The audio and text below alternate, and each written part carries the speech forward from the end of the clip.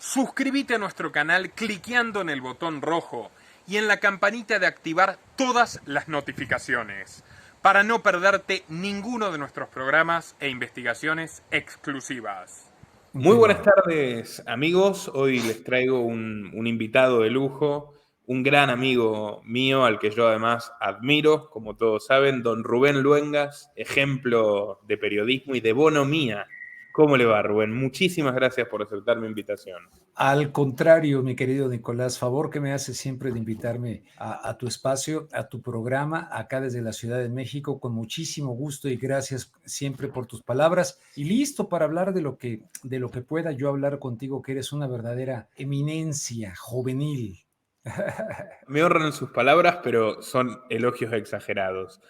Don Rubén, íbamos a hablar originalmente, podemos hacer un pequeño comentario, ¿no? De Macron, porque habíamos coordinado para hace un par de semanas, pero tuvimos algunos problemas. No Sí. importa. Se apagaron las protestas, o una vez más. Yo estoy empezando a pensar que lo de Francia ya es una idiosincrasia, es como un deporte nacional salir a quemar todo y a cortar las calles cada cierta cantidad de tiempo. Pero piense usted que los chalecos amarillos, en al menos 3 ocasiones, las protestas por la suba de combustible, las protestas por el encierro masivo más que justificadas, las protestas por la reforma previsional y ahora estas últimas por la cuestión policial y el caso de este chico. Y Macron sigue ahí. O sea, no se le mueve un pelo, está atornillado al Palacio del Elíseo. ¿Cómo lo ve usted? Yo lo veo, Nicolás, como un divorcio, una dicotomía que existe entre la realidad cotidiana de las personas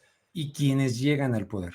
Uno podría pensar, bueno, es que en países como Francia se supone que la gente está muy politizada, muy consciente y por lo tanto quienes llegan al poder llegan legitimados por la democracia. Yo ya no creo propiamente eso, sino creo que hay un pulpo que tiene diferentes tentáculos y a fin de cuentas desde derechas e izquierdas colocan al poder a personas que van a coadyuvar a lo que sería el nuevo orden mundial, que ellos mismos se encargan de embarrárnoslos frente a nuestras narices. Entonces, me da la impresión que este hombre, que procede de la familia Rothschild, está ahí muy tranquilo enfrentando desde la protesta legítima de un pueblo consciente, politizado, que por ejemplo citabas, cuando el encierro hubo protestas muy creativas, muy genuinas, muy auténticas, pero también me da la impresión que en este concepto de Build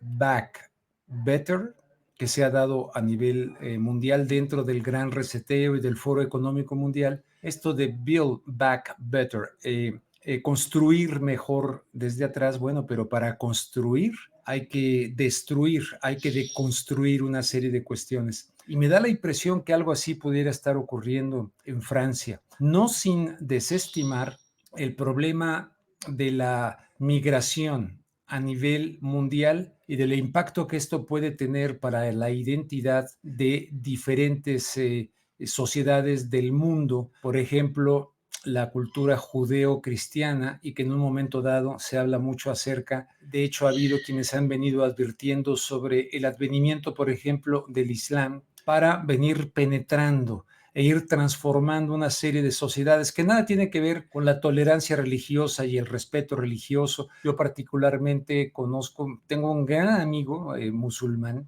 que es de origen libanés, que vive en Los Ángeles, California, de verdad un gran amigo, y tuve otro originario de un taxista que alguna vez incluso le quise pagar más y me dijo, no, no, no, no, no. Tuve la honradez de decir, eso es demasiado, o sea, no podemos cortar, pero evidentemente estamos en un mundo revuelto donde pareciera que a algunos les conviene destruir la identidad de algunos países. Claro está que Francia, como la mayoría de los países de Europa, ¿qué esperaban? Que no les regresara el boomerang de actividades coloniales, agresivas. Es imposible, es absolutamente imposible. Y que algunos están, bueno, hablan por ahí, tú has de saber perfectamente, te has de acordar muy bien de esta teoría de la conspiración, de que a través de las migraciones buscan, yo no sé, pero se ve una conformación a nivel global donde todos estos incendios, todo, si fuera en contra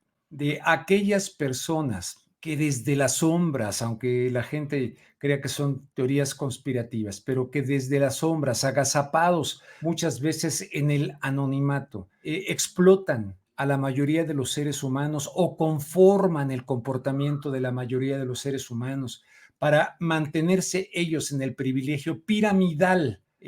Se habla, yo no sé de ese tema, tú sabrás más que yo, pero hay muchos colegas tuyos que hablan de la nobleza negra veneciana, de quienes verdaderamente están en el poder, otros de BlackRock, de varias organizaciones de esta naturaleza. Lo cierto es que estoy convencido que vivimos en un mundo piramidal, donde a fin de cuentas están unos arriba que quieren seguir gozando de sus privilegios, que de hecho se sienten racialmente superiores al resto de la humanidad y por lo tanto habría que de alguna manera esclavizarlos, someterlos hasta donde sean útiles, porque cada vez, incluso hace poco se le salió, supongo yo, a Kamala Harris, esto de reducir la población mundial, y según esto se refería a reducir la contaminación. Sonaba lógico en el contexto de lo que estaba hablando, pero de que desde Thomas Malthus, pasando por muchísimos otros y la eugenesia, es evidente que hay un desprecio de esas élites que colocan a gobernantes democráticamente electos con los instrumentos con los cuales cuenta actualmente la llamada democracia para llevar al poder con el consentimiento del voto de personas sin saber que en realidad en el fondo no están haciendo la gran diferencia. Entonces lo de Francia a mí me gustaría detenerme y ver qué hay. ¿Qué habrá de fondo? ¿Qué se quiere lograr como laboratorio ahí en Francia en un momento dado? Donde incluso las personas que protestan de manera legítima en contra de aquellos intereses pudieran también estar siendo utilizados en un momento dado con su propia energía, con su propia fuerza para algún tipo de construcción para esto que nos están embarrando constantemente, de unificarnos a todos en la base, y los de arriba van a decidir qué escuchamos, qué vemos, qué comemos, si comemos insectos, etcétera. Y Francia, con toda su cultura y con toda su revolución francesa y con todo lo que ordenen y manden, no creo que sea la excepción dentro de esta conformación del llamado nuevo orden mundial. No sé si me explico. Se explica muy bien, Rubén, y un aspecto que me parece importante para reflexionar es el repudiable supremacismo racial. Cómo ha sobrevivido y cómo es utilizado. Es muy, muy significativo lo que usted comentó. De hecho, mi siguiente pregunta iba a ser en torno a eso, a la xenofobia y a los grandes movimientos migratorios. Del mismo modo que desde mi punto de vista se asusa un discurso de género radicalizado para enfrentar a la población entre sí, heterosexuales y no heterosexuales, hombres y mujeres, etc. También yo creo que esto está diseñado para que haya una fragmentación y una confrontación en el seno de la sociedad. Absolutamente. ¿Qué se vio con esta última ola de protestas? ¿Qué me llamó a mí la atención en línea de lo que usted está diciendo? Que las mismas personas que elogiaron protestas de los chalecos amarillos, que también habían sido bastante destructivas, más allá de que tuvieran reclamos legítimos, ahora se les inflamó una vena contra los franceses de etnias diferentes a la suya, por así decirlo, ¿no? Muchos de los cuales no solo son ciudadanos honestos y no son delincuentes, sino que son franceses de segunda o tercera generación, además. No es que llegaron ayer. Y yo digo, ¿no es el chivo expiatorio? Y esto es algo que usted puede entenderlo porque compartimos mucho esa mirada, esa sensibilidad sobre la cuestión migratoria. ¿No es el chivo expiatorio también el tema de los migrantes? Porque durante décadas Francia, con los brazos abiertos, llamó a todos los habitantes de las ex colonias para que se hagan cargo de empleos que los franceses no querían tomar. Como Alemania con los turcos, como Inglaterra con los pakistaníes, etc. Absolutamente. Y ahora estamos amenazados, no tenemos trabajo por su culpa, la inseguridad es toda su culpa. Y no es toda su culpa. De hecho, hay una tradición de mafias, de pandillas, de narcotráfico, y quienes dirigen varias de las bandas en esos guetos marginales son franceses más galos que Asterix y Obelix. No sé si me explico. Y el Absolutamente. peor de todos es el que gobierna, el chico de Rocha, el Emmanuel Macron, ¿no? Y es como que para mí se desvía todo hacia esa latitud. Yo leo a Michel Houellebecq, por ejemplo. Está ese libro que se llama Sumisión, donde él imagina cómo Francia se va a terminar convirtiendo en una sucursal de Arabia Saudita. Pero no es tampoco real, o sea, no es tan así el problema. Antes de eso se va a convertir en una unidad aculturada, como dice usted, de BlackRock. Digo, ¿no? Sí.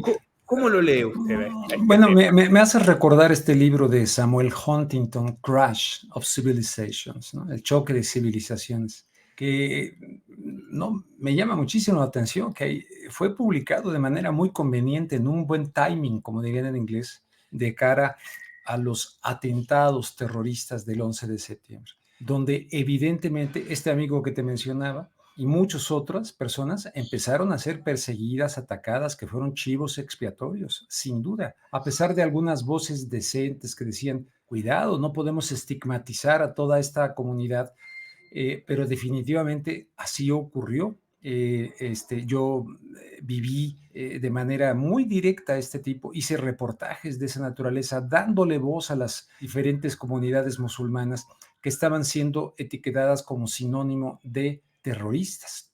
Y eso era tremendo. Bueno, eso evidentemente, como tú lo mencionas, creo que está pasando en Europa, está pasando con la comunidad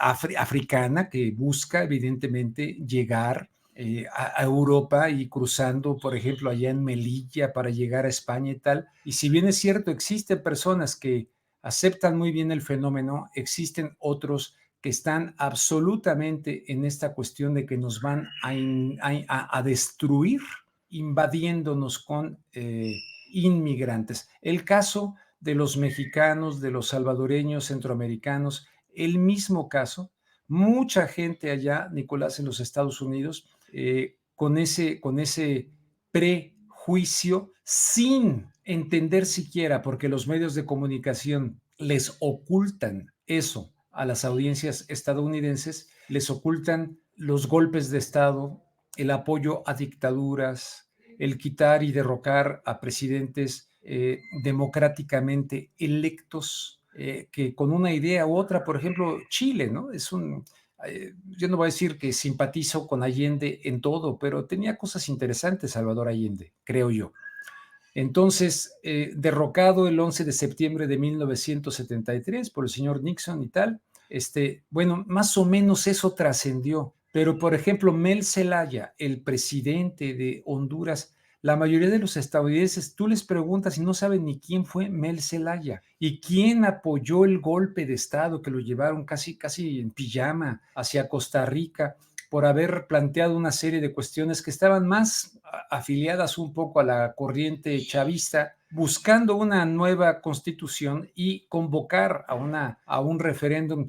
Bueno, le dieron golpe de Estado, lo quitaron con Barack Obama, con Hillary Clinton, tal. Luego vino una elección fraudulenta donde Orlando Hernández hace esa modificación constitucional, se elige en contra de la Constitución y el señor Trump apoya al gobierno de Orlando Hernández, siendo que ya lo tenían ubicado a él y a su hermano como gente metida hasta el cuello en el narcotráfico, y esperaron a que les fuera conveniente para ya después extraditarlo a los Estados Unidos. Entonces, creo que hay mucho de esto. Hay que estar muy atentos en general y de cómo todos estos movimientos están siendo utilizados, pero evidentemente estoy totalmente convencido, chivos expiatorios, pero muy probablemente, como diría Roland Barthes en este libro maravilloso de Crítica y Verdad, que yo suelo citar porque me parece extraordinaria el concepto de crítica que él dice. La crítica no es aplastar algo, no es hacer pomada a algo. La crítica es un ejercicio creativo, distinguir, separar, desdoblar para hacer la realidad más inteligible. Y creo yo que estos fenómenos, yo me aproximo a ellos con mucha humildad por falta de poder demostrar cosas, y ver que pudieran existir muchos ingredientes, algunos confesables, otros inconfesables, pero de que históricamente se está utilizando como chivo expiatorio al inmigrante aquí en esta zona del mundo y en otras partes del mundo, eso no me cabe la menor duda, estoy contigo en eso. Además, cuando uno se detiene a observar la complejidad de los procesos sociales, a ver, el chico en Francia, ¿era un delincuente? Sí, era un delincuente. Sí, Lo era. 17 años y sí lo era, sí. Y era un delincuente. Sí.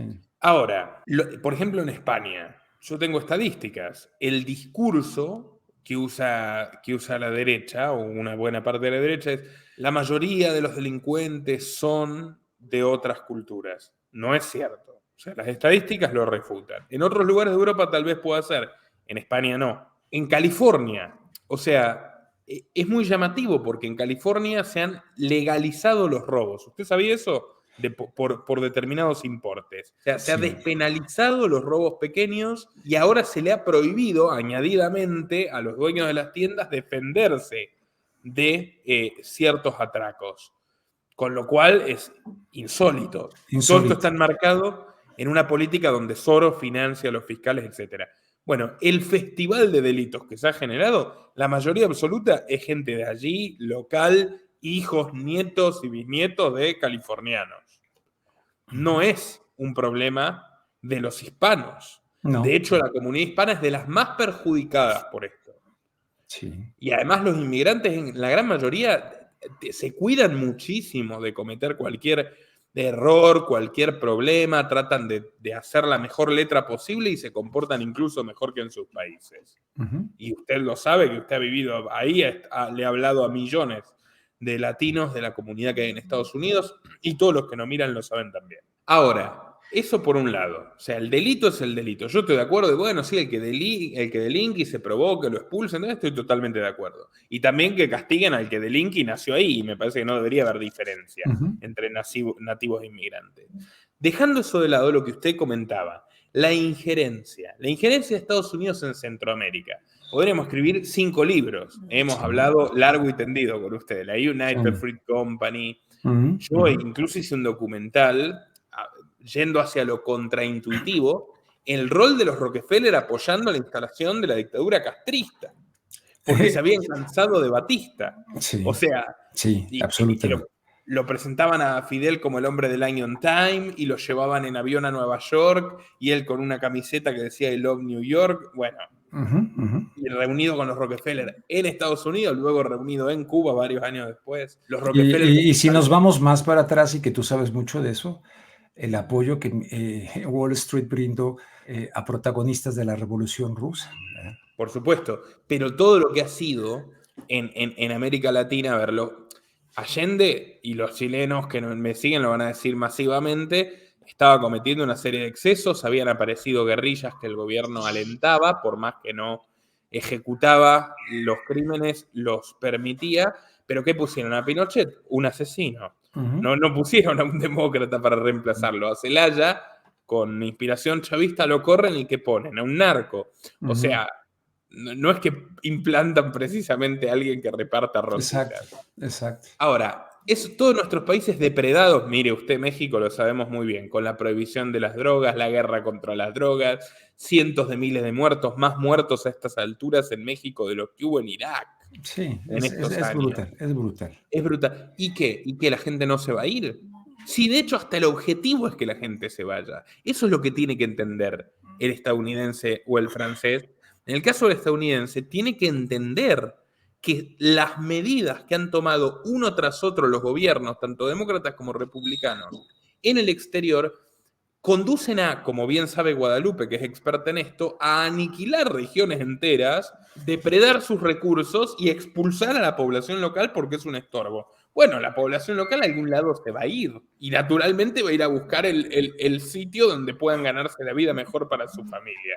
Demonizar eso es aberrante porque en su lugar nosotros haríamos exactamente lo mismo. Absolutamente. No sé si has puesto el ojo en el estado mexicano de Chiapas. Chiapas, que tiene enormes cantidades de agua, de recursos.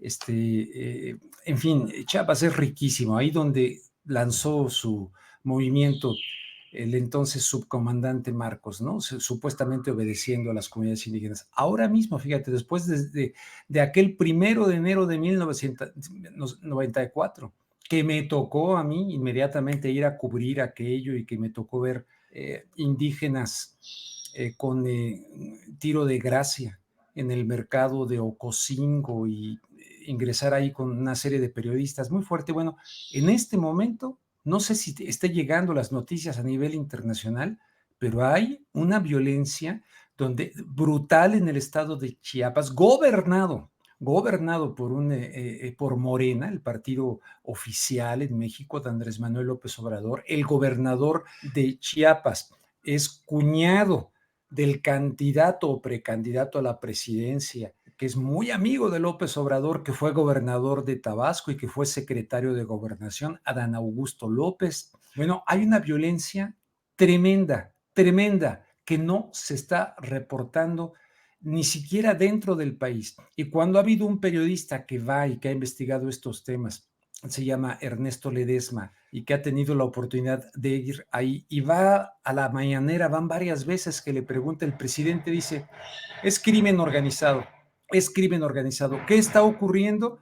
Que gente está saliendo de sus tierras y yo evidentemente creo que a fin de cuentas va en la línea global de todo esto pero el señor John Kerry, que acaba de estar involucrado en una polémica de haber vendido un jet privado familiar en el cual él dijo, yo no me he transportado, no tenemos un jet privado, y resulta que después le echa la culpa a su esposa, sí tiene un jet privado, la esposa, Teresa Heinz, multimillonaria de las salsas. Bueno, este hombre que anda por todo el mundo diciéndole a la gente que vamos a tener que cambiar la alimentación, que vamos a tener que cambiar para las energías renovables, directamente vinculado a la Agenda 2030, en esa gran hipocresía. Evidentemente es desplazar a la gente de sus territorios, donde hay una gran riqueza, porque a fin de cuentas los humanos les estorban. Va en la línea esa de quítense de aquí, y de la agenda que ya he mencionado, que se decidió en San Francisco, California, de la Agenda 2030, donde el 80%, no, 2080, perdón, 2080, que era el antecedente, yo creo, de todo esto, el 80% de la población va a ser superflua. Y creo que ya te he comentado que ahí estaba Zbigniew Brzezinski, este papá del actual embajador de los Estados Unidos en Polonia, Mark Brzezinski. Completamente. Zbigniew Brzezinski, que era el Kissinger del Partido Demócrata. Exactamente, el Kissinger del Partido Demócrata. Yo lo he leído, que era un tipo profundamente anticapitalista. Esto prende las antenas porque él quería un tecnato, una tecnocracia. Exacto, está vinculado a la tecnocracia, totalmente. Y no le gustaba nada, no le gustaba ni el sistema ni la democracia, ni el mercado. Creador de la Comisión Trilateral con los Rockefeller, ya que pero lo claro citabas. que sí, Zbigniew Brzezinski. ¿Ves? Y respecto a Kerry, yo hice un video sobre Skull and Bones, lo recomiendo mucho para quien no lo voy a ver, lo voy a ver. Él es el máximo exponente actual del Skull and Bones, junto con George Bush, por supuesto. Usted lo recordará perfectamente, ese debate donde no querían, ninguno de los dos quería hablar de la logia a la cual ambos pertenecían. Y además un tipo muy en boga, Kerry, porque en cierta forma sigue controlando la Secretaría de Estado. Anthony Blinken era su número 2 cuando él fue secretario de Estado de Obama. Y Devon Archer, su hijastro, el hijo de la señora Haynes. Me muero de ganas de ver tu documental de John Kerry sobre Skull and Bones. Y fíjate que Teresa Heinz enviudó de un senador, el dueño, de hecho, de la empresa esta, también de Skull and Bones. Muy curioso. Entonces, ahora están metidísimo en esto que estamos hablando, en este nuevo orden mundial, en esta nueva realidad, en el reseteo, como le quieran llamar, nueva normalidad. Son como la vieja aristocracia. ¿Se acuerda que se moría un noble y le entregaba a la mujer, al hermano, al primo? Sí. Bastante endogámica la cosa. Entonces, estamos hablando del yerno de él, decías tú. El hijastro de Kerry, Devon Archer, es el socio de Hunter Biden, en todos los lobbies, con Burisma en Ucrania, con China, etc. Y terminó complicado judicialmente, pero obvio no en la cárcel, ¿no? Como suele suceder en estos casos.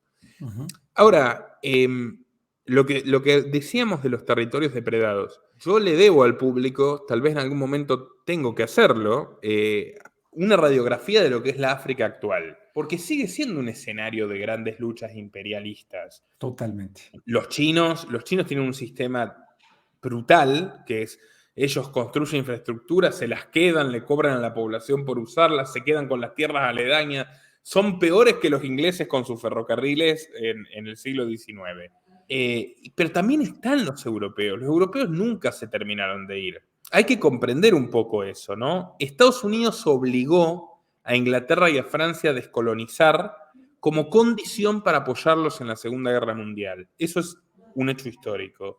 ¿Y por qué? Porque querían colonizar ellos, no porque fueran muy buenos, obviamente, porque querían reemplazar a los imperios dominantes y lo hicieron. Ahora, estos países dejaron corporaciones, grupos políticos, funcionarios incluso que siguieron manejando a las dictaduras africanas atroces. Los rusos se metieron con el comunismo, después ahora con Wagner han seguido interviniendo, en Mozambique también hizo un programa al respecto. Entonces, los europeos, franceses, ingleses, rusos, belgas, siguen en África.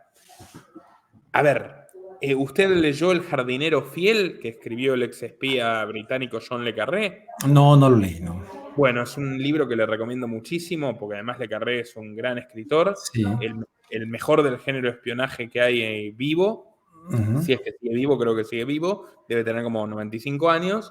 Le Carré es un ex espía inglés y el libro trata sobre cómo, años 90 creo, cómo los laboratorios farmacéuticos europeos utilizan como conejillos de Indias a los africanos hasta el día de hoy. Y cómo es un secreto de Estado del Reino Unido, pero que es así. Repíteme el nombre del libro para... El jardinero fiel. El jardinero fiel. La trama está intrincada en esa problemática. Bueno, entonces, yo no estoy diciendo pobres, los africanos, toda la culpa es de los extranjeros. Obviamente que también, como México, como todos nuestros países, hay muchísima culpa de la sociedad, de los políticos nefastos que la sociedad también escoge, engañada o no.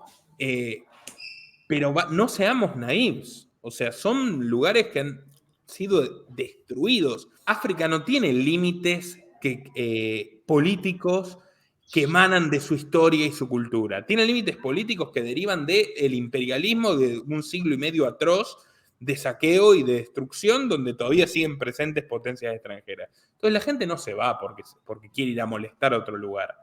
Esa es mi reflexión, digamos. Oye, de hecho tú hiciste con Nicolás Martínez Laje, hiciste un tremendo video que sí vi acerca de este hombre de las sociedades secretas, ¿cómo se llama?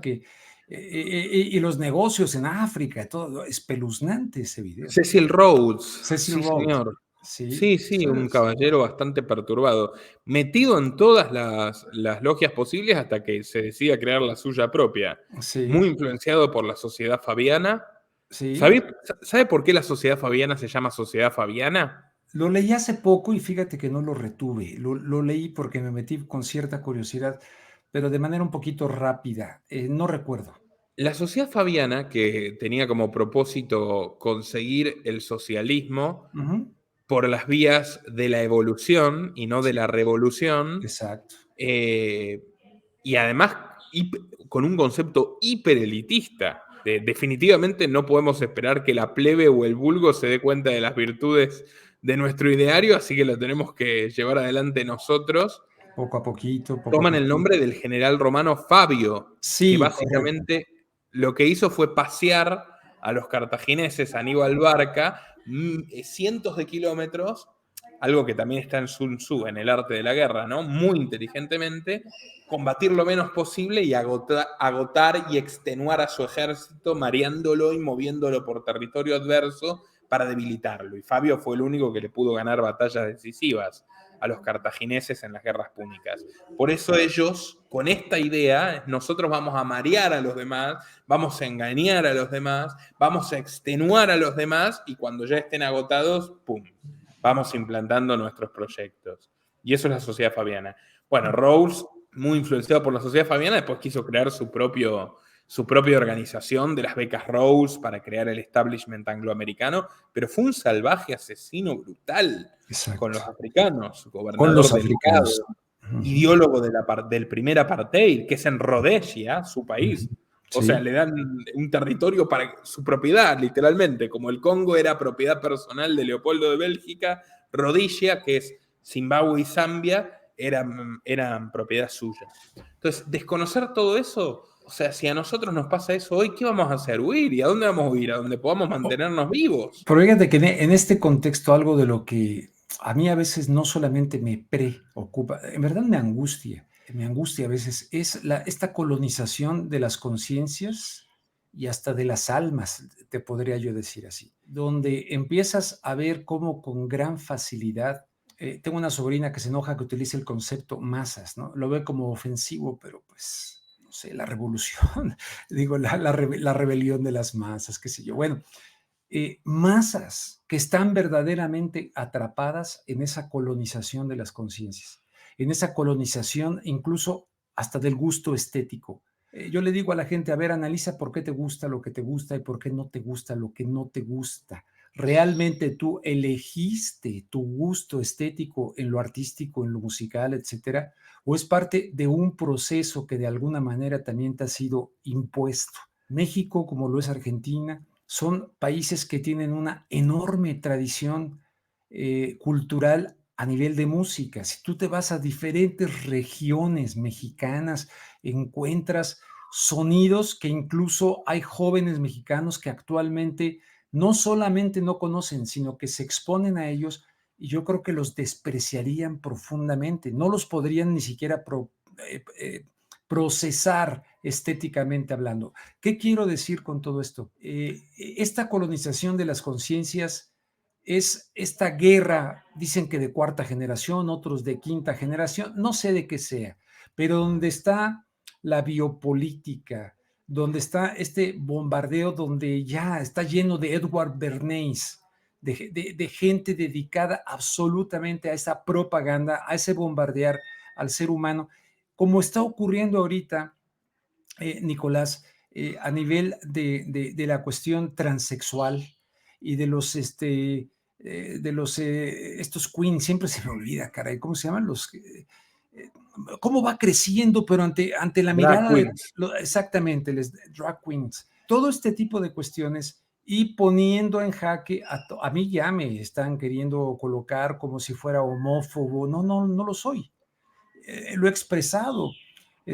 Una vez tal vez puse un mal ejemplo y entonces me vieron, pones un ejemplo de alguien exquisito. Bueno, sí, es que tengo un amigo gay que es estupendo, El argentino, pianista. pianista, ¿te recuerdas? Vive allá en Los Ángeles, pero de veras, padrísimo. Es como si un heterosexual o con cualquier persona que tú puedes tener una interlocución, no importa el sexo, pero si es una persona culta, educada, respetuosa, civilizada, pues yo al menos me voy a entender mejor con ese perfil que con este salvajismo al cual nos quieren llevar donde todo se Sí. vale, donde Naturalmente se va a entender mejor con el pianista gay que con los de los narcocorridos, ¿no? que con este que te decía antes de la transmisión, el Peso Pluma, ¿no? Evidentemente me entendería, no, no tengo ningún problema, porque aparte es una persona muy respetuosa y que sabe que yo no, ahora sí que como Dalí con el de Bodas de Sangre, ¿no? Que dicen que tuvieron una experiencia y Dalí le dijo, ¿sabes qué? No me gustó, ¿no? No me gustó, ¿no? Bueno, pues a mí no me gusta esa onda, ¿no?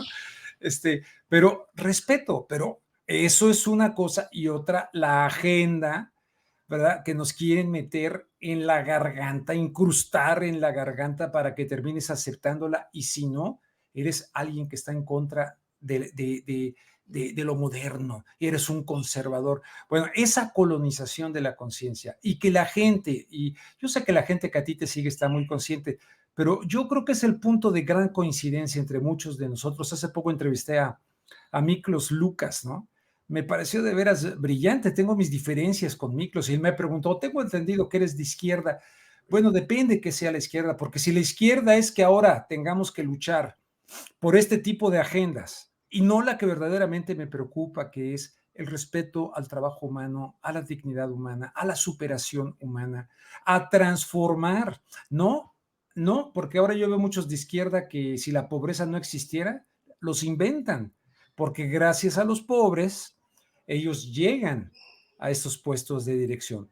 Y realmente lo que yo creo que sí se puede y se debe hacer es transformar las estructuras que atrapan a la gente en la pobreza. No tendría que haber pobres más que los flojos, los holgazanes, a los que se refería San Pablo. El que no trabaje, que no coma, el flojo. Ir a lo Ese sería seguro, ¿no? ¿eh? El pobrismo es ir a lo seguro, Exactamente, AMLO Dixit. exactamente. Entonces, Capaz se lo dijeron los muchachos de la Sociedad Fabiana, ¿no? Su gran amigo Jeremy Corbyn, con oye, el pero cual deseaban. yo en Jeremy Corbyn encuentro algunos elementos. Está casado con mexicana de Chiapas, del tema del café. O sea, hay elementos del socialismo que son para mí semillas de verdad, elementos, siempre y cuando no se convierta en totalitarismo. Tiene que haber algo que le diga a la gente. A ver, aquí tenemos a Slim. ¿A poco Slim es el empresario muy fregón que por su inteligencia se hizo millonario? No, en el gobierno de Carlos Salinas de Gortari le dieron la empresa Teléfonos de México y le dieron una serie de factores que lo favorecieron como a otros en la televisión antes de los Azcárraga, digo, después de los Azcárraga, me refiero a TV Azteca, les pusieron en charola de plata desde el poder un capitalismo de cuates, ¿no? Que no viene de la cultura del esfuerzo y que desde abajo yo me hice. No sé si me explico, Nicolás. Sí, sí, lo sé, Rubén, por supuesto. Y ese no es el capitalismo que un liberal como yo defiende. Sí. A mi parecer, respetando su punto de vista, casi cualquier idea socialista suele ser impuesta por la fuerza. Y en el caso del capitalismo, hay cosas que pueden ser realmente opresivas y solo moverse desde el vehículo del Estado y la violencia, como en el caso de las fortunas de los Gates, de los Slim, etcétera, y hay muchísimas otras Sí, que no, entiendo, sí. porque realmente estamos rodeados de empresa privada, competitiva y honesta, el que le arregla la casa, el que construyó la casa, el que la panadería, etcétera, etcétera, incluso de mayor envergadura, y son héroes cotidianos que nos resuelven todos los problemas Entiendo, sí. y que sufren tanto a los Salinas como a los Obrador, como a los Slim, como a los Corbyn, ¿no? Pero Sí, bueno.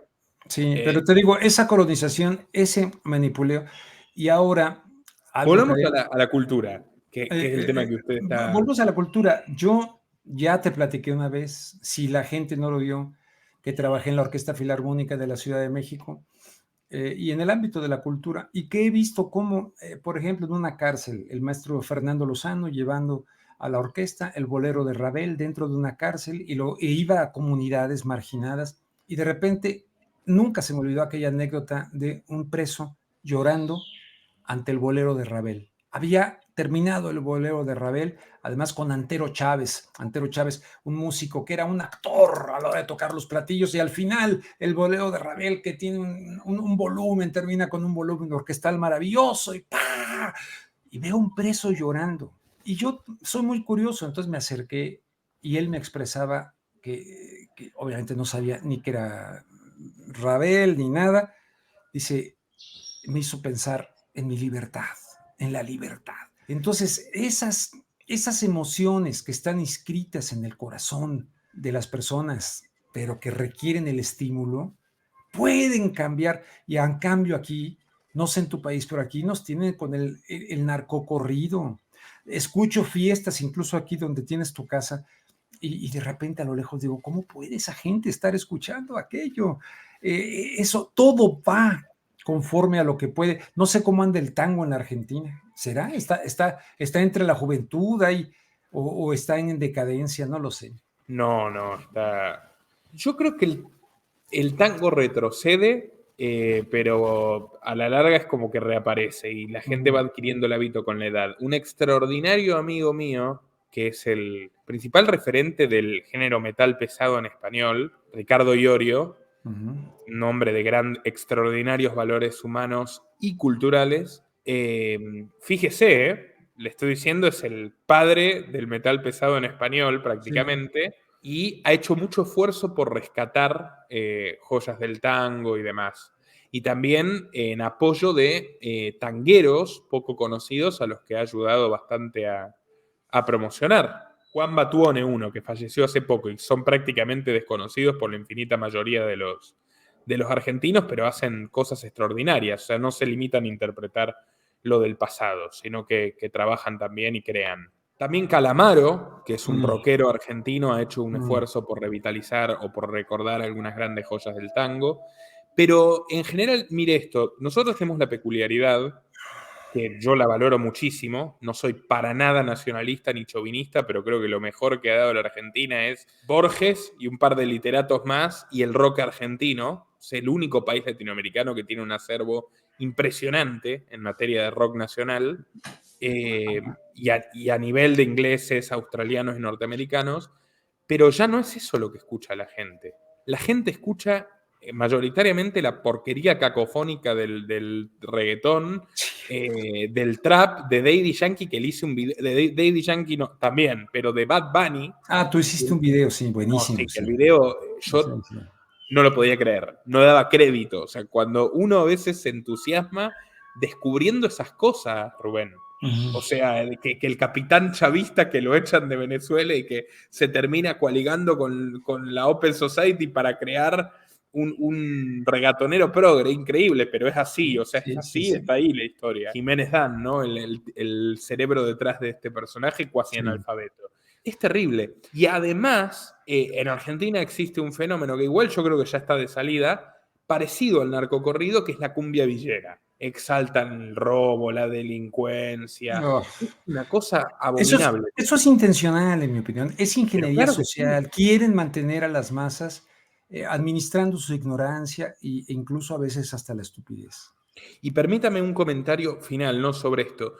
Al punto de que son delincuentes de verdad algunos de las estrellas. Sí. Hace poco encarcelaron a uno que se llama Elegante, L-Gante, de estos mezcla de cumbiero, trapero y tal, porque amenazó de muerte y casi le simula un fusilamiento, como las dictaduras del pasado, a un chico que lo iba a denunciar porque lo habían golpeado a la salida de una discoteca llamémosle sus lacayos.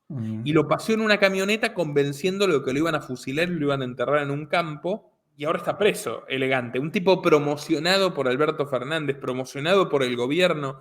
O sea, ¿y qué pasó? O sea, este es el país de Sui Generis, Serú Girán, Soda Stereo, tantas, o sea, tantísimas cosas, ¿no? Incluso que se internacionalizaron. Es lamentable, es absolutamente lamentable. Y usted lo dice, ¿no? O sea, deteriorar la conciencia, que hasta el entretenimiento sirva para martillar y taladrar, como estábamos escuchando recién el taladro, en el cerebro de la gente. Eso es lo que he querido decir con eso. Tú no lo citas, pero yo también, entre otras cosas, ¿no? El túnel me gustó muchísimo, pero Ernesto Sábato, y que Ernesto Sábato en este libro, Hombres y Engranajes, fíjate desde cuándo Ernesto Sábato analiza, dice aquí, la crisis que atraviesa la cultura moderna, rastreando las causas del nihilismo existencial en el que ha caído la humanidad hipnotizada por el progreso fugaz. Y por ahí sigue, ¿no? Va en la línea, pues, de todos estos, Niklas Lucas me recordó de otro francés que también, más o menos contemporáneo a ellos, advertía sobre todo este asunto. Entonces, ¿cómo? ¿Cómo se llama? Sí. Lipovetsky, no. No, ese es el de la era del vacío. Maravilloso, sí, Lipovetsky. Bueno, ahorita a ver si me viene. Pero el caso está en que, pues creo que esa es la labor de nosotros y en este momento habíamos tocado como tema para esta charla este plan Ángel, acrónimo de algo no lo tengo presente, pero que ha presentado el ex canciller de México como si fuera una gran novedad, como si fuera una gran idea de Marcelo Ebrard, que por cierto en el video promocional pone a Emmanuel Macron. Y tú sabes que el Congreso francés acaba de aprobar una ley que le otorga los poderes para que el Estado, so pretexto de estos incendios y todo esto, pueda vigilar, pero no solamente vigilar, pueden echar a andar, grabar, meterse hasta la cocina de la vida privada de las personas. Eso lo acaban. Entonces sale Emmanuel Macron y este hombre que quiere ser presidente de México, en mis viajes que he hecho por todo el mundo, etcétera. Veo que el gran proyecto para la seguridad de nosotros los mexicanos, tendremos el país más seguro que jamás hayamos tenido. Y le dije yo a Pastor Delgado en la transmisión del canal, nos va a venir nos van a arrojar toda la tecnología encima. Eso es reconocimiento facial, en carreteras, todo tipo de vigilancia hiper 1984. Que ya lo empezaron con los estadios. ¿Se acuerda que usted Bueno, me ya lo llamó a hablar empezaron en con la los... tele en su Exacto, día? El sí. año pasado fue, ¿no? El pase del aficionado, ya a raíz de un evento que hubo en el Estadio Corregidora en Querétaro, entre un partido del Querétaro y el Atlas de Guadalajara, y en un país donde, como el tuyo, ¿no? Que yo creo que pecamos de la cosa. A mí me gusta el fútbol, jugarlo y tal, y verlo cuando hay buenas jugadas, pero esa manipulación con el fútbol, no, el pase del aficionado. Y la gente toda entregada a esto, y hay gente que le está aplaudiendo aquí, pero lo cierto es, ahora que surgió Xóchitl Gálvez, un producto de mercado, un producto lanzado al mercado de la política, punto, desde la llamada oposición, que a fin de cuentas hasta ella ha dicho que lo mío es la inteligencia artificial, lo mío es no sé qué, o sea, por todos lados, no hay escapatoria, todos están con la Agenda 2030, En vez de todos. la danza de la lluvia, va a ser la danza ChatGPT. Exactamente. Yo le comenté, no es por nada, ¿no? Me encantó su programa al respecto. No, no me parece muy, muy de los pueblos originarios, la señora. No, independientemente de lo que sea, no va por ahí, es un producto. Y además de ser un producto lanzado al mercado de la política, es una de las alumnas juveniles del Foro Económico de Davos. Y aquí se lo dijo, que llegó ahí con una motocicleta, por cierto, eléctrica, porque no la vi pedalear, ¿no? Como ahora la de España, que llegó en avión a no sé dónde. Bueno, hay que reconocerle a Biden que por lo menos pedalea y por eso se pega los porrazos. Los porrazos. A aquella le bajaron la bicicleta, la sacaron, decimos en México, cajuela, en Argentina también, del auto, cajuela. No sé. De cococho. Sí, le sacaron la bicicleta, se la pusieron ya para que fuera con las cámaras, ¿no? Como esto del jet privado de Kerry, ¿no? Bueno, no es mío, es my wife own a jet privado, ¿no? Entonces, estamos viviendo una gran hipocresía en ese sentido, y políticamente la gente no logra distinguir, no logra separar, no logra desdoblar para entender que el mismo tentáculo le está presentando diferentes, pulpo le está presentando diferentes tentáculos para llevarlos, como dice Chomsky, te van a llevar al mismo objetivo, pero por el carisma o tal del carril de la derecha o por el carril de la izquierda, pero a fin de cuentas, a lo que te van a llevar, eso es lo que tendríamos los humanos que cambiar. Y en ese sentido, no sé si recuerdas aquella película de Pixar que se llamó Bichos, Bugs, ¿te acuerdas? Sí, me acuerdo. Fíjate que ese es un peliculón, porque llega un momento en que los bichos estos se dan cuenta de su fuerza unidos, y no era nada más el tema del alimento que les robaban los saltamontes, era el control. Y eso me irrita totalmente. La gente se entrega totalmente por miedo al control o por ignorancia, al control total. Y por no desentonar, usted mencionó a Sábato. Sábato decía que Uh-huh. ser original es incómodo porque en cierta forma implica poner de manifiesto la mediocridad de los demás. Exactamente, un hombre que viene básicamente de la biología, ¿no? Sábato, de la ciencia. Él Sí, andaba sí. en eso y de repente pasó a la literatura y dice, mira, estamos avanzando hacia un imperio global. Esto lo dice un hombre que se llama Ian Davis, avanzando hacia un imperio global. La humanidad sentenciada a una prisión unipolar y un gulag digital. Lo compro, y pone como cita al principio de este texto sobre el cual quiero hacer un video, pone esto del bicho, citado por Harari. Es fundamental porque esto es lo que convence a las personas de aceptar y de legitimar la vigilancia biométrica total, total.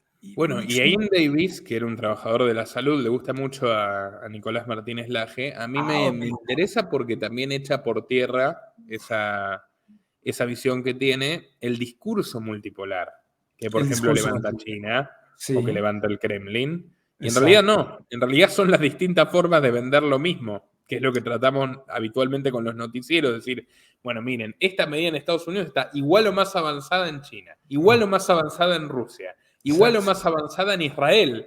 O sea, la agenda es absolutamente transversal. Transversal. Después, Y llega aquí el canciller Marcelo Ebrard, que se la pasa como todos los precandidatos, comprando mangos y en fruta y visitando mercados con baños de pueblo, pero a la hora de que dice algo muy fuerte como esto, ay, sí, la seguridad, porque vamos a pegar de brincos con que nos ofrezcan la seguridad, que es, tiene que ver con lo que te estaba yo diciendo. También suena, yo sé que pero a muchos intereses extranjeros les convienen los territorios mexicanos, pero sin mexicanos, y que para mí que en el narco hay mano sucia, convenientemente, porque un país que pero por está, supuesto, ¿no? por Que está supuesto con que el sí. miedo y que está dividido y que está con la angustia de estos tipos llevados al extremo, evidentemente los recursos naturales de ese país para estos psicópatas, pues, son fundamentales.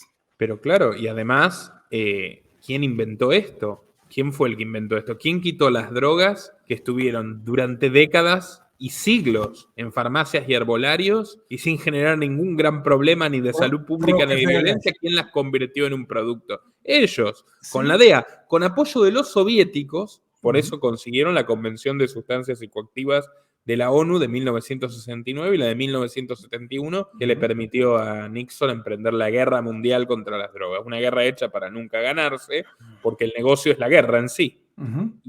Y Está justamente, tal vez solo Colombia haya sufrido tanto como México en ese sentido. en ese sentido. Entonces, te hablaba al principio de Build Back Better. ¿Será construir mejor para la dignidad humana? Yo no lo veo por ningún lado. Veo una guerra en contra de los niños, veo una guerra en contra de la familia, veo una guerra en contra de la mujer. Le decía yo a Miklos Lucas sobre una diputada de Morena, que me llamó la atención que decía ella, así como haciéndosela muy inteligente, no, yo propongo que la palabra mujer no desaparezca, ¿no? Miklos dijo, pues gracias a la chava esa. Imagínate el nivel, que la palabra mujer no desaparezca.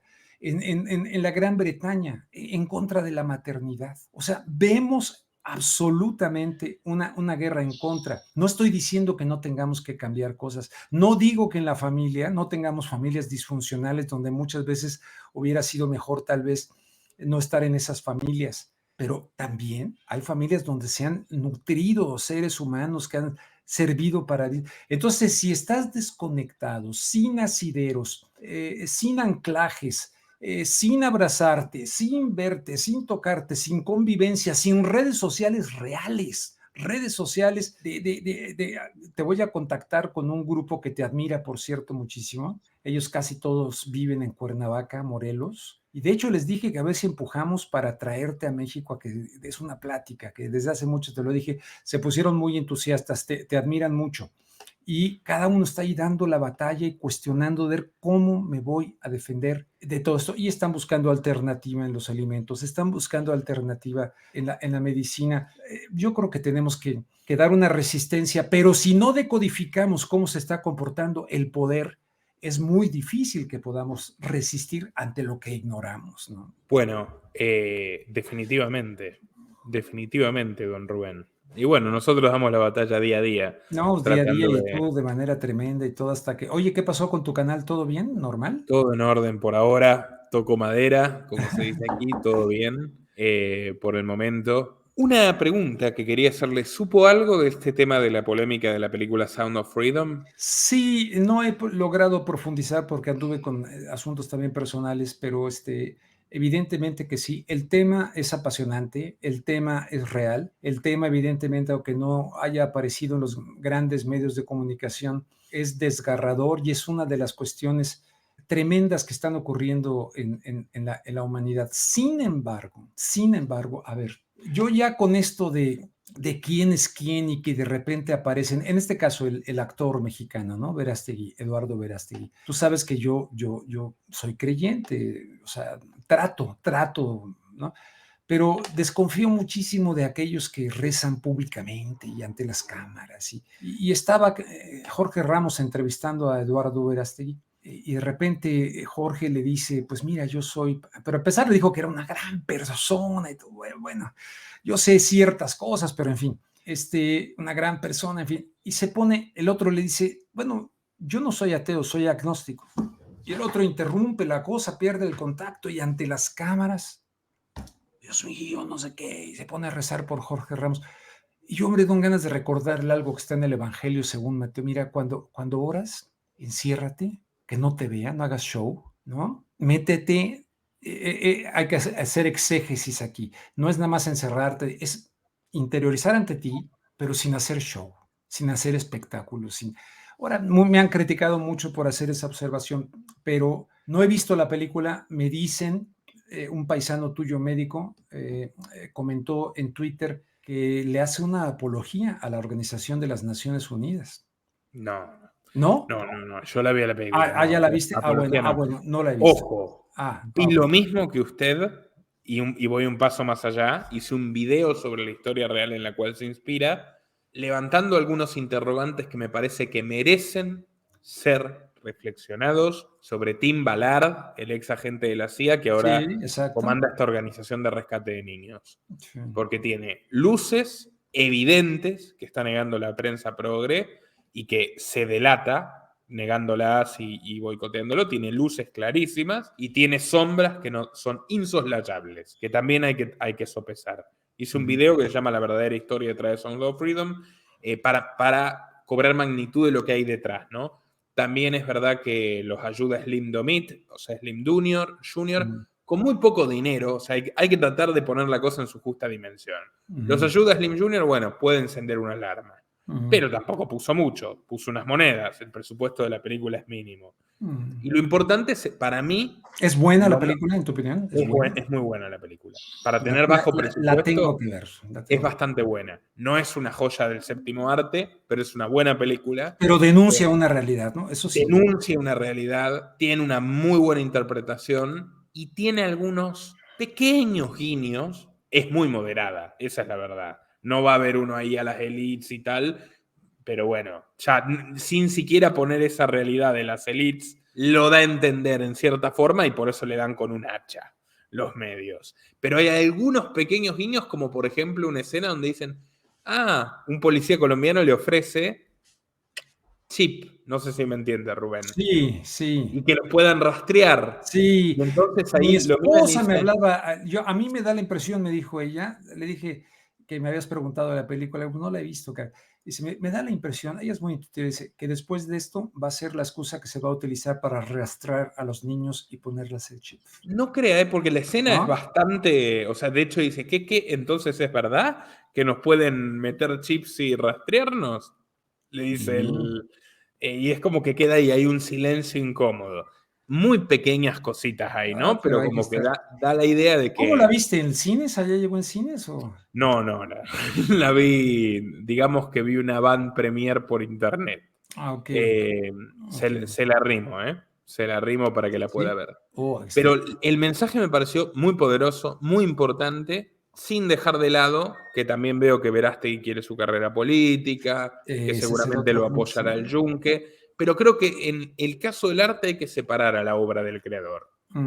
La película es buena, el mensaje es necesario y lo que más me importa a mí es la repugnante y abominable reacción de desprestigio que ha tenido en los medios. Y yo, mire lo que son las cosas, Rubén. La CNN invitó a Mark Rothschild, que es un escritor supuestamente experto en contra de las teorías, Mark Rothschild, a darle con un hacha, decir que no, que estaba todo exagerado, que el problema no es tan grave, así.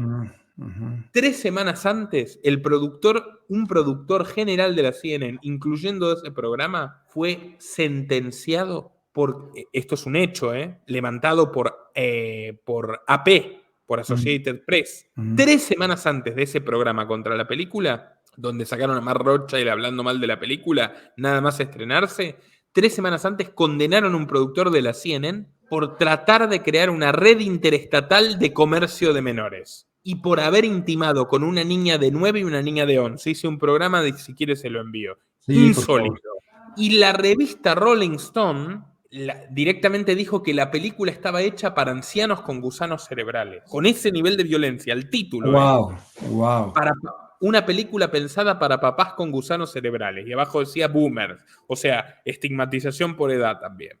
Y eso publicó la revista Rolling Stone. Bueno, la revista Rolling Stone enfrenta un problema judicial y un escándalo desde octubre del año pasado porque, escuche esto, Rubén, censuró a una periodista que quería contar que allanaron a un colega suyo, el FBI, porque tenía material, imagínese de qué tipo, en la computadora. El editor jefe de Rolling Stone censuró el párrafo y entonces la noticia quedó como que el FBI lo allanó porque sí. Entonces se generó toda una controversia y esta periodista salió a hablar y dijo, no fue porque sí, no fue una arbitrariedad. Fue porque tenía este material y no me dejaron publicarlo. ¿Me explico? Entonces digo, por favor, o sea, ya estamos empezando a ver un grado de... O sea, tú la ves entonces como una película que al estar siendo atacada, evidentemente es incómoda. Yo de repente No me quieren que se preguntaba, hable del tráfico o sea, no quieren que se hable de la trata. Así entonces esta nomás. película logra vencer todos los Yo caminos creo que estos, esta película... porque yo de repente decía, bueno, ¿y cómo es que la dejan salir? Bueno, ¿No? escuche, la parte que tiene razón Verástegui, porque yo la cotejé, llevo mucho tiempo investigando Disney, y es verdad, Disney compra 20th Century Fox y cancela la película, que tenía que salir en 2018. Wow. Por eso no pueden venir a hablar de que QAnon, que no pueden decir Todo eso, eso, porque esto es anterior a Trump. Esta película se empezó en 2013, en 2015 ya tenían casi todo trabajado, y en 2018 se tenía que estrenar. Disney compra 20th Century Fox y la cancela, pero no solo quiere cancelarla, esto para mí es sumamente revelador, quiere quedarse con los derechos Wow. para que no se exhiba. O sea, no solo quiere cancelar Disney la proyección, Verástegui tuvo que pelear, y a mí me consta, para que se la devuelvan. Tuvo que arreglar económicamente para que le devuelvan los derechos de la película y pueda hacer el camino de... ¿No lo has entrevistado a Eduardo Verástegui? Solicité la entrevista, no me han contestado, o sea, contestaron que recibieron mi pedido y tal, pero bueno, no sé si me va a dar la entrevista, la verdad. Tal vez, o ¿Por sea, qué yo no? como planteé algunas dudas, capaz no le gusta mucho, pero sí compartió algunos videos que yo hice en su Twitter. Igual se pone a orar también por ti. Si quiere que ore, yo no tengo No, con problema. todo respeto lo digo, ¿eh? No, lo que pasa es que esos actos ahí de repente a mí me dan, sí, recuerdo a los Clinton y a los políticos. Oye, pero sí, disculpa eso de la película, sí, no la he visto, no me he metido, sé de la polémica, sé que quiere en un momento dado ser presidente Verástegui, sé que desde el punto de vista religioso, pues yo no voy con grupos de la ultraderecha católica mexicana para nada. Tampoco quiero decir que sea yo Igual, mire que usted lo quieren colgar los morenistas, yo lo veo, todo el tiempo le están tirando con todo, con todo lo que usted hizo por López Obrador cuando no era presidente. Que hay que sí, decirlo. ahora Y se están olvidaron. se olvidaron completamente de eso, pero no me quita el sueño. Tengo que ser congruente con mis principios, con mis convicciones y lo que digo, lo digo. Si me equivoco, me equivoco. Estoy en desacuerdo con este apoyo, por ejemplo, a través de Morena para toda esta Agenda 2030, para todo este tipo de cosas. Estoy totalmente en desacuerdo. Ni modo. Ahí me pueden decir, eres un conservador, será lo que sea, pero creo que hay que conservar justamente el proteger a los niños, ¿no? Yo no puedo, fíjate, acabo de subir a rubenluengas.com el día de hoy que estamos platicando, una nota de Luisiana que han aprobado ya, o sea, han rechazado el hecho de que se intervenga quirúrgicamente o a los niños, a los menores de edad, en situaciones que son irreversibles, que traen unas consecuencias brutales. Lo ha autorizado también Rusia, ¿cómo se llama la cuestión esta rusa? ¿Sabes? Como el Parlamento ruso, también en contra de esto. Yo estoy a favor de esos países, de ese estado, no estoy a favor de que estén ahí cambiándoles a niños que no pueden todavía legalmente tener licencia de manejo, no pueden en Estados Unidos comprar una cerveza hasta los 21 años, y que a los X años de edad, siendo unos niños, se les someta a una situación que puede ser irreversible, que puede dejar huellas brutales. ¿Dónde carambas estamos? ¿En qué tipo de sociedad estamos viviendo? Voy a ver la película y con mucho, me voy a meter a estudiar más y voy a apoyar a la solicitud para que te dé Verástegui la entrevista. No lo conozco ni nada, pero voy a buscar. Si se la dio a Jorge Ramos, ¿por qué a ti no? Don Rubén, además, para ilustrar esto que usted comenta, en la Argentina, ¿cuándo aparecen las clínicas para el cambio de lo que ya, ese presunto cambio que no se da? Que no se da. 9 estatales, una para menores incluso de 12 años. Sí, no, es increíble, es una aberración. ¿Cuándo aparecen? Cuando viene el préstamo del Fondo Monetario Internacional. Fíjate, sí. Cuando el BID le da 200 millones al gobierno de Macri, cuyos votantes están abrumadoramente en contra de eso, otra traición, por decirlo de alguna forma. La centroderecha traiciona a los votantes igual que la centroizquierda en México. Exactamente. Bueno, fíjese, la gobernadora que lo implementa y que pone estas clínicas es María Eugenia Vidal, provincia de Buenos Aires. Para contextualizar, una mujer teóricamente católica, amiga del Papa Francisco, wow, la única del macrismo que se lleva bien con el Vaticano, porque el Papa con Macri no se llevaba nada bien, y que siempre había dicho que los niños, tratando de dar una imagen, le decían Heidi en Argentina, de la buenita maternal y no sé qué cosa. Bueno, ella fue la que puso estas, y ya se están dando casos de adolescentes arrepentidos, frustrados y hasta peor, hasta que quieren terminar con su existencia porque le están pasando muy mal. Pues fíjate, Xóchitl Gálvez, que sería la candidata del Partido Acción Nacional, del PRI, del PRD, una mezcolanza ahí donde ya no hay ideologías. Trotskista, de origen trotskista. Bueno, eso dice ella, ¿no? De origen trotskista. Yo le creo. Sí, no sé, no me imagino a Trotsky aquí defendiendo ahorita este tipo de causas. Entonces ella andaba subida con la bandera esta del orgullo gay, ella andaba del Partido Acción Nacional, del partido casi confesional, vinculado al Yunque, ¿no?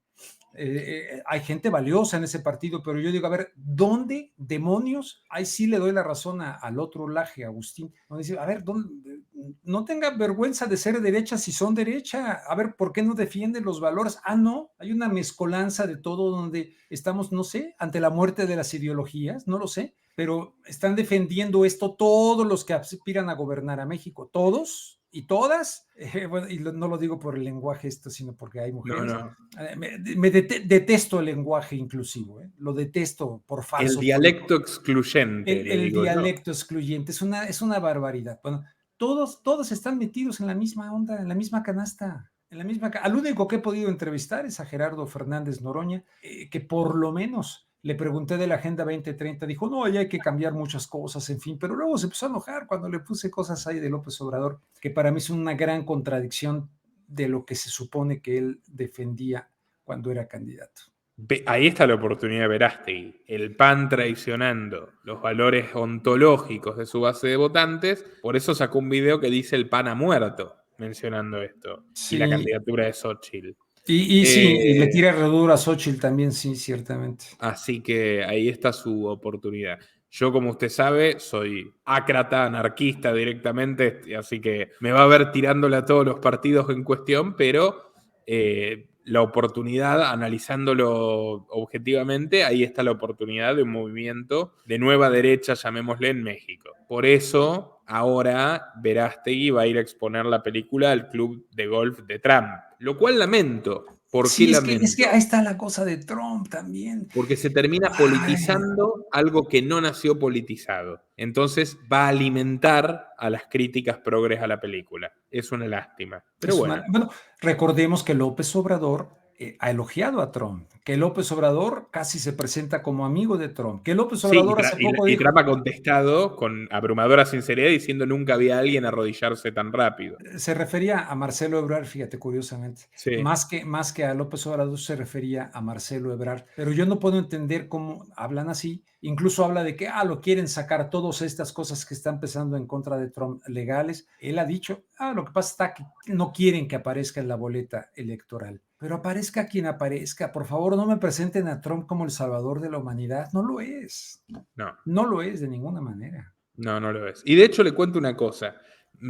Entre todas la colección infinita de inconsistencias de Trump, empezando por la amistad con Jeffrey, fue su primer patrocinador, entusiasta patrocinador, cuando ya varias veces lo invitaba a la fiesta, se compartían todo lo que ya sabemos, además de que fue donante de los Clinton, además de una larga lista infinita, además de que estuvo con el pionero de esta cuestión, ¿no? De las trampas de miel y las extorsiones, que era Roy Cohn, el abogado de Trump, un oscuro Sí, personaje, no sé si sí. usted lo conoce, macartista, que era gay en el closet, extorsionaba y perseguía a los homosexuales, pero él era gay en el Él closet era gay en el closet, y sí. falleció de HIV en los 80s. Más allá de todo eso, además de todo, más allá de que Trump era financista y patrocinador de las feministas pro aborto y les prestaba la Trump Tower, etcétera. Más allá de todo eso, además, cuando era dueño de Miss Universo, fue el primero en incorporar modelos trans, además de todo.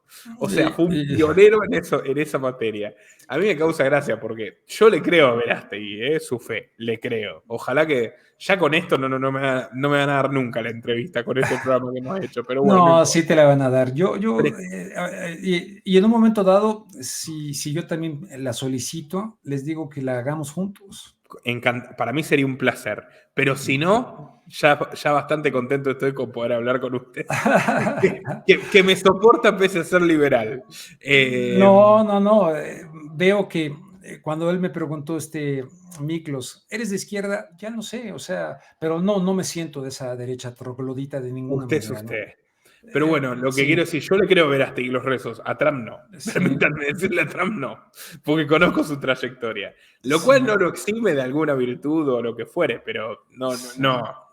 Están adorando a un Mesías cristiano equivocado. Pero bueno, don Rubén, no sé si quiere agregar algo más para No, nada concluir. más, pues siempre se quedan cosas ahí, pero no, nada, al contrario, agradecerte, Nicolás, mandarte un fuerte abrazo y ojalá que tengamos la oportunidad, ya sea que un día yo vaya para allá o que tú vengas para acá, de compartir una copa de vino.